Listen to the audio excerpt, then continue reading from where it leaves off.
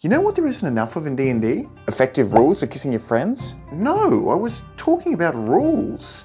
I'm gonna see myself out. Well, hold on just a second, because I'm actually talking about fun, homebrewed ones that actually benefit the players and are even a little bit silly. Do you mean like drinking a health potion as a bonus action? Well, that's actually just a rule in the DMG now, but instead, as a homebrewed action, you could still use your action to consume a health potion, but in doing so, you gain the maximum amount of health. I'd be lying if I said I wasn't curious to hear more. Well, we might as well start off with the juicy stuff. Let's talk about crits. Yeah, there's really no better feeling than rolling a nat 20. Instead of just doubling the dice, what if on a nat 20 you dealt maximum amount of damage with your weapon and got to roll again? I have to admit, that sounds even better. And if your DM was feeling extra spicy, you could borrow the exploding dice mechanic from game systems like Kids on Bikes, which would make combat even scarier. What do you mean by explosion? Well, let's say your weapon of choice deals a d8 worth of damage and you roll an 8. This dice explodes in a sense and allows you to roll again because you've dealt its maximum damage. And what about if that second roll was an 8? It just keeps on exploding. Okay, you well and truly have my attention. Well, while we're on the topic of other game systems, I feel there's a hell of a lot you can borrow from other systems that make some of the aspects of D&D less stale. And what defines something being stale? I personally find nothing quite as dull in D&D as the same player repeating the same skill check over and over again without any consequences. Game systems like Call of Cthulhu have amazing rules around reattempting skill checks. I'm slightly scared. Imagine, for example, your party's wizard is investigating a strange tome filled with weird cryptic symbols, and to investigate this they roll an arcana check but fail. But of course, they're not going to give up just that easy now, are they? Not before burning the entire building down. So they try again, but this time at disadvantage, despite the warning that there will be consequences if they fail again. And of course, they fail, perhaps mispronouncing an incantation in the tome, so they've now accidentally cast a curse on themselves that they have to now go cure. Okay, so high stakes, high reward kind of vibe. Exactly, because you've got to risk it to get the biscuit. Were these the silly rules you were alluding to? Oh, not at all. We can rapid fire through some now if you like. Rapid fire? Because they're basic, every human NPC that a party encounters has a 30% chance of sharing the name of a human within the party. Okay, I actually love that. Turtles have to take their full movement speed to stand when knocked prone. That one actually makes a lot of sense. A new dwarven feature called Drunken Durability, which grants them temporary hit points based on the amount of alcohol they've consumed, but once this wears off, they take all of this overloaded damage at once. I have to admit, it'd be a pretty gnarly way to go out. If you want to play as an Aarakocra and utilize the new Bastion features, yours takes the form of an oversized nest.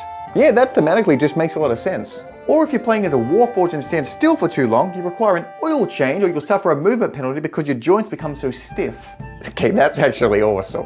One of my favorites is halflings require double the amount of rations every day. Why? Isn't it obvious? Second breakfast. Ah, that makes a lot of sense. If you successfully retrieve and keep on your person a Harangon's foot, all of the skill checks are rolled at advantage. You sly dog, because it's a rabbit's lucky foot. A new racial feature for Dragonborns in which they're compelled to innately hoard valuable items, so whenever they walk past a shiny object, they have to succeed on a wisdom saving throw not to try and take it. And yep, that also checks out. And don't even get me started on tabaxis. If they see a moving light source in a dimly lit location, they have to succeed on a wisdom saving throw or follow it instinctively. Okay, that's just kind of cute. And they also have to succeed on a wisdom saving throw to resist the urge to destroy upholstered furniture. And that one's a little bit annoying. And the same goes for knocking objects off the edge of tables. Kinda getting the vibe that you had some pretty destructive cats. You have no idea. Here's a curveball for you. Do you have any rules that make the D&D session feel more immersive? Care to be more specific? Well, I find in some of my playgroups, there's just no real incentive to bother role-playing or putting on a silly voice if you're comfortable doing so. So I wonder if there's any rules that can actually help and encourage players to do that. Well, first and foremost, your players definitely don't need to engage in the role-playing parts of D&D if they're not comfortable with it, but if you are wanting to encourage them and they're willing to try, a nice way of doing that is offering inspiration based on whoever does the coolest thing in or out of combat as their character, like a rogue performing a triple backflip after they've critted with a throwing star. I definitely give inspiration for that. Speaking of which, you could absolutely put the power back into your players' hands by allowing them to give out inspiration at the end of a session based on whoever did the coolest thing or had the coolest roleplay moment. But there is a much simpler option if you're really wanting to immerse your players. I'm listening. Just use Describe, the sponsor of this video. Now, I really hate to ruin the immersion, but I thought we could have a nice casual conversation about everything Describe has to offer. And trust me on this, there's a cartload full of awesome features in this bad boy. A note to editing me, put a car or something here to make it look like I'm at a car dealership. Describe is genuinely a DM's best friend. Are you in need of interactive battle maps or city maps because your players suddenly decide to join a traveling circus that you only introduced as a joke but they've decided to now follow it for the rest of the campaign? Then you're sorted. Perhaps instead you need some in-depth descriptions of locations, NPCs, monsters, or lines of dialogue because you're a bogan Australian and the only complicated word you know is juxtaposition and you say it so much but you don't know what it actually means. Again, you're sorted. Or best of all, sound effects, ambience, music. Describes newest feature Opus has over 6,500 AI free of all of the above that you can use to match whatever scene you're going for. And when I say match, I literally mean if you provided some text, it'll give you the audio, sounds, ambience, and music to go along with the words that you've written or that you've taken from Describe's other features. So, if you are interested in everything this bad boy has to offer, be sure to check out the link in my description. Well, I guess I did technically ask for that. Back to the actual rules though. Right, back to the subject at hand. A good one is whenever leveling up, re-rolling a hit dice if it's a 1, or better yet, not being able to roll lower than your constitution modifier. Yeah, it's always pretty disappointing when you roll a 1 after you level up, especially if you're meant to be the tank of the group.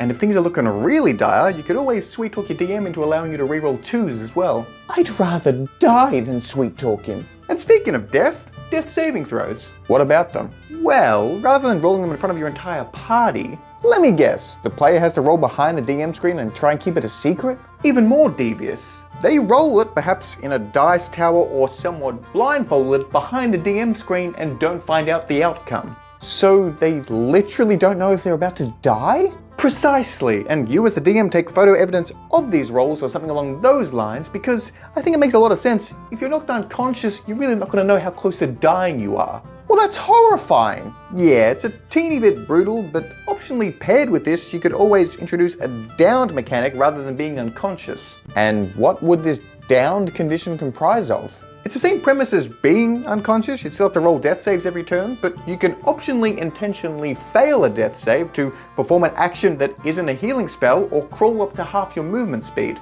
So I could cast one last fireball. You could literally go out in a blaze of glory. It's beautiful. And to tie a nice bow on the death side of things, lingering injuries are always a fun thing to introduce after a failed death save. We have very different definitions of fun.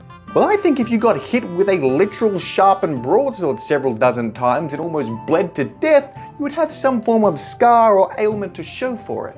I don't play D&D for realism, I play it as an excuse to kiss my friends.